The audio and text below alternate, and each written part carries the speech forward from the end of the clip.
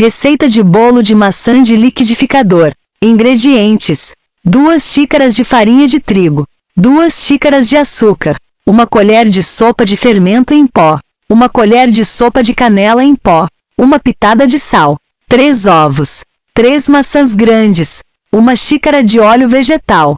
Modo de preparo: unte polvilho com farinha um tabuleiro médio, 23 por 35, ou uma forma de buraco no meio.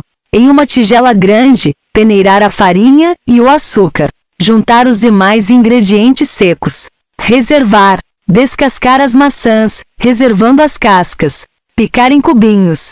Bater no liquidificador os ovos, o óleo e as cascas da maçã. Juntar essa mistura na tigela com os ingredientes secos e misturar delicadamente. Junte as maçãs picadas, misture e despeje na assadeira. Asse por cerca de 40 a 50 minutos em forno médio. Depois de pronto, polvilhar açúcar e canela. Gostou das dicas? Se inscreva abaixo para